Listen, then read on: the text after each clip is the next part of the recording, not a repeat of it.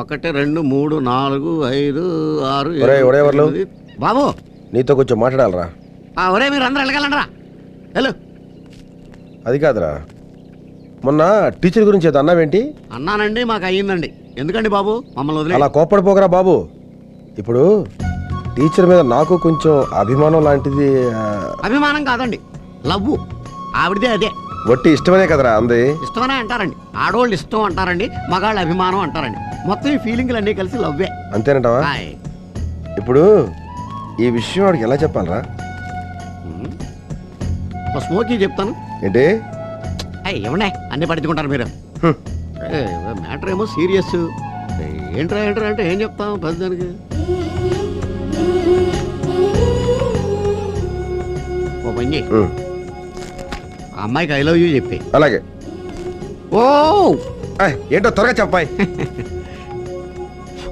I love you చెప్పడానికి ఒక స్పందన కావాలి. ఈ చెయ్యేంట్రా? సంగీతం కానీ, సాహిత్యం కానీ, కవితలు చెప్పడం కానీ ఏదో ఒకటి రావాలి. నీకు ఏదన్నా వచ్చా? కవితలు అయితే చెప్తాను రా. ఏది నా మీద ఒకటి వదులు.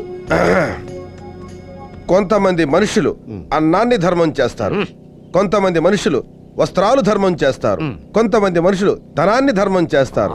మా ఉడైవర్లు కాలధర్మం చేస్తాడు. కాలధర్మం అంటే ఏంటో తెలుసా నీకు? మరణం. ఓహో. నీకు ఈ స్పందన కార్యక్రమాలు వర్కౌట్ అవ్వగానే ఓ పని చేద్దాం. ఆ అమ్మాయికి ఐ లవ్ యూ అని చెప్పడానికి ఒక రిహార్సల్ కండక్ట్ చేద్దాం. ఈ ఏకే పువ్వు, నేనే టీచర్ అమ్మా. ఐ లవ్ యూ చెప్పుకో. I love you. ఇది యాక్షన్, అది రియాక్షన్. ఇలా కాదు, స్మూత్గా ఉండాలి. మమత, ఆప్యాయత, అనురాగం కలబోసి స్మూత్గా చెప్పు. వెళ్ళా.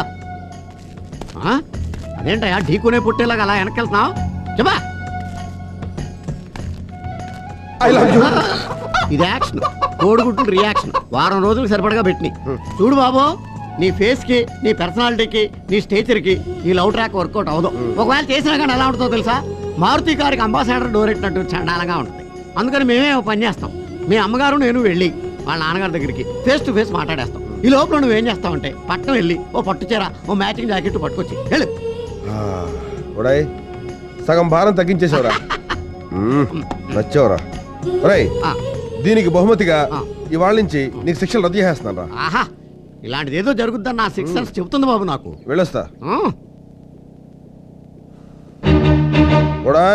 ఏంటి బాబు, చిల్లర కావాలా? ఇప్పుడే కదా శిక్షలు వేయని చెప్పారు. ఇంతకు ముందు జరిగిన దానికి రా ఈ శిక్ష. ఏంట్రా? సిగరెట్, స్మోకు, భుజం మీద చెయ్యి, సూర్యం, అంబాసిడర్ డోరు చిరిగిపోతారే. వీడు మనకు అర్థమయ్యాడు అనుకోవడం అర్థం లేని విషయం అని ఇప్పుడు మనకు అర్థమైంది.